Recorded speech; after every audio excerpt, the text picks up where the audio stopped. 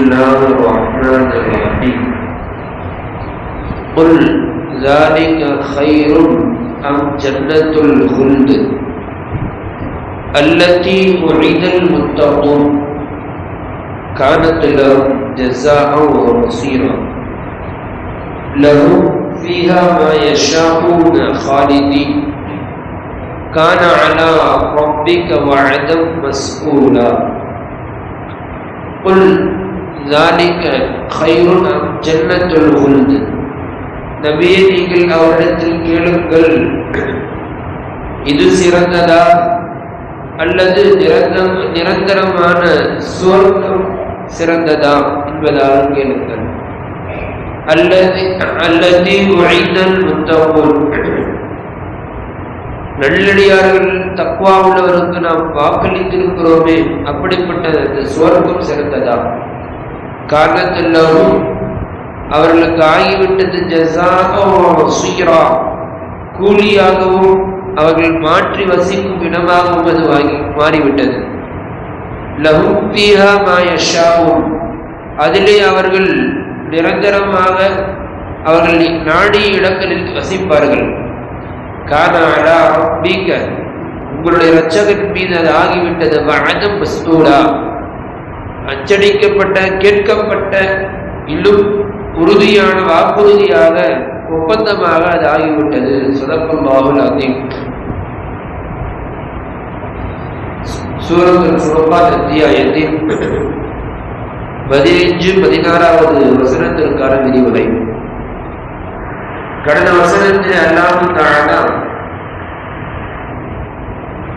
ஸல்லல்லாஹு அலைஹி வஸல்லம் அவர்கள் சொன்ன விஷயங்களை அவர்கள் ஏற்றுக்கொள்ளாததோடு மட்டுமல்லாமல் அவர்கள் ரசூலை அவர்கள் ஒரு இறை தூதராக இருந்தால் அவருக்கு வழங்கிருக்க வேண்டும் என்பதாக சொல்லி பல்வேறு விஷயங்களை அவர்கள் புனைந்து சொன்னார்கள்.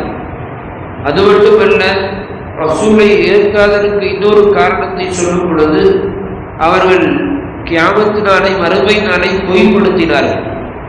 அதற்கான தண்டனை என்ன என்பதை அல்லாஹ் தஆலா கடந்த வசனங்களில் தெளிவாக அவர்கள் நரகத்தில் பிரசவிப்பார்கள்.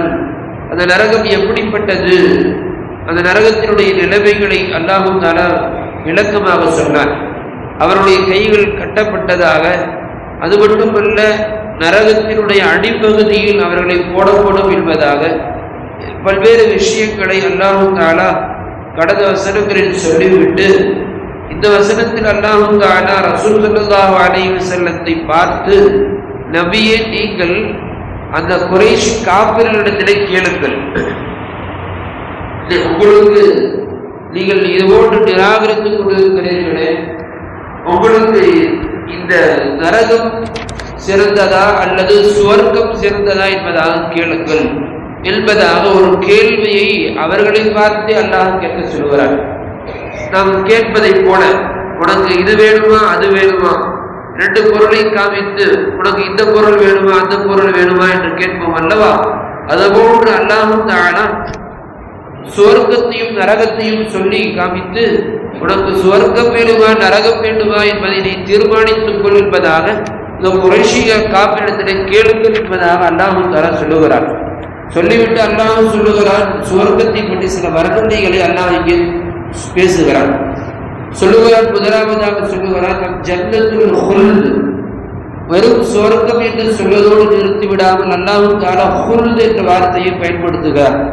ஹுல்த் என்பது நிரந்தர சுவர்க்கம், சுவர்க்கம் என்பது நிரந்தரம் என்றாலும் அல்லாஹ் தஆலா ஹுல்த் என்ற வார்த்தையை பயன்படுத்தும் பொழுது அவர்கள் சந்தேகமே பட வேண்டாம், கண்டிப்பாக அவன் நிரந்தரமாக அங்கே இருப்பார்கள் என்பதை நீங்கள் புரிந்து கொள்ளுங்கள் என்பதை விளக்கும் முகமாக அல்லாஹ் தஆலா ஜன்னத்துல் ஹுல்த் என்பதை இங்கே பயன்படுத்துகிறார். அல்லதி உஇதல் முத்தகூன், அது சுவர்க்கம் யாருக்கு என்பதால் தக்வா உடையவர்களுக்கு வாக்களித்திருக்கிறோம் அல்லவா? அல்லாஹ் தஆலாவை அஞ்சி பயந்து இந்த உலகத்தில் வாழ்ந்தவர்களுக்கு அந்த தக்வா உடையவர்களுக்கு நிரந்தர சுவர்க்கம் என்பது நாளை மறுமையில் இருக்கிறது என்பதாக அல்லாஹ் வாக்களித்திருக்கிறார் அல்லவா? அப்படிப்பட்ட சுவர்க்கம் அவர்களுக்கு கிடைக்கும். அந்த சுவர்க்கம் வேண்டுமா என்பதாக அவரிடத்தில் நீங்கள் கேளுங்கள் என்பதாக அல்லாஹ் சொல்லுகிறார்.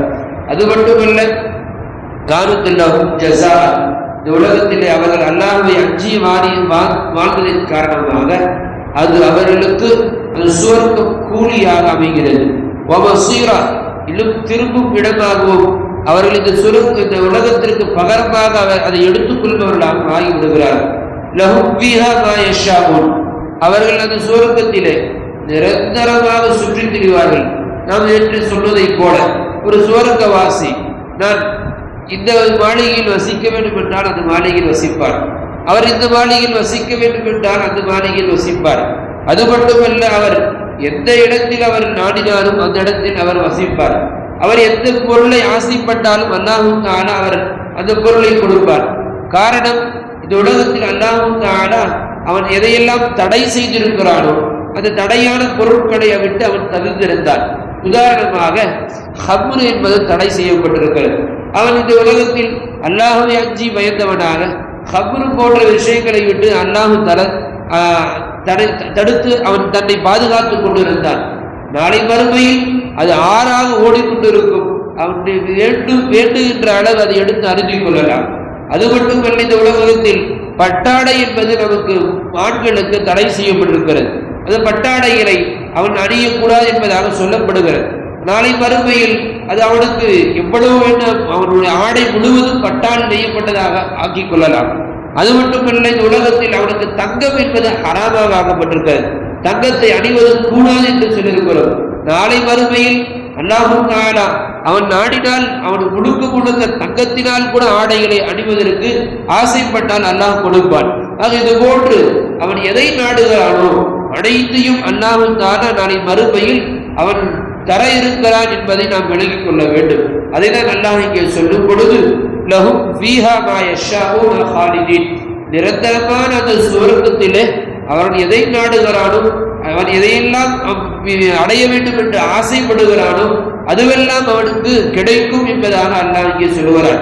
அது மட்டுமல்ல, அந்த சுவர்க்கம் என்பது அந்த நல்லடியாருக்கு, தக்வா உடையவருக்கு அல்லாஹ் தஆலா அவன் கொடுக்க வேண்டும் என்று தனக்கு தானே கட்டளையிட்டுக் கொண்டான் என்பதாக அல்லாஹ் சொல்லுகிறார்.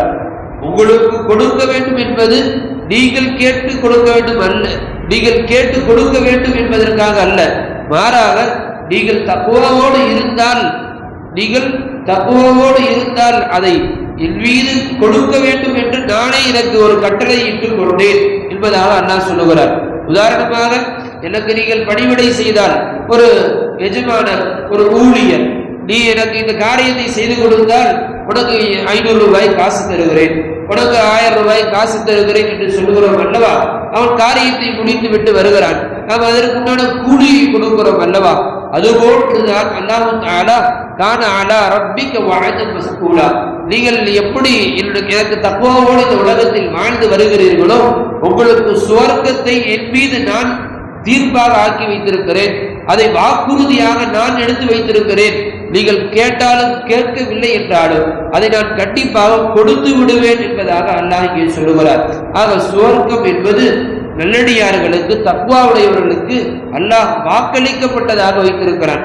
ஆக அந்த தக்வா என்பதை யார் எடுத்துக் கொள்கிறார்களோ அவர்கள் சொர்க்கத்தை இந்த உலகத்திலே எடுத்துக்கொண்டவர்கள் ஆகிறார்கள் என்பதை நாம் விளங்கிக் கொள்ள வேண்டும். அதைதான் அல்லாஹ் தஆலா அந்த குறைஷி காபிர்களை பார்த்து, நபியே நீங்கள் கேளுங்கள், அந்த குறைஷி காபிர்களை பார்த்து குறிப்பாக சொல்லுகிறார்கள் முஃபஸ்ஸிரீன்கள், அபூ ஜஹல், உத்பா, ஷைபா போன்ற மனிதர்களை பார்த்து நீங்கள் கேளுங்கள், உங்களுக்கு நரகம் வேண்டுமா அல்லது இது போன்று நல்லடியார்களாக அல்லாஹ்வை அஞ்சி வாழ்ந்தவர்களாக இருக்கிறார்களே அவர்களுக்கு வாக்களிக்கப்பட்ட அந்த சுவனபதி வேண்டுமா என்பதாக கேளுங்கள் என்பதாக அல்லாஹ் தஆலா இந்த வசனங்களிலே கூறுகிறார். வல்ல அல்லாஹ் அது எந்த சுவர்க்கத்தை இங்கே வர்ணனை செய்து சொல்லுகிறானோ, நாம் எந்த சுவர்க்கத்தை அடைய வேண்டும் அல்லாஹ் ஆசைப்படுகிறானோ அப்படிப்பட்ட தக்வாவுடையவர்களாக மாறி அவன் ஆசைப்படக்கூடிய, அவன் கொடுக்க இருக்கின்ற அந்த சுவர்க்கத்தை அடையக்கூடிய பாக்கியத்தை நசீபாக்குவானாக.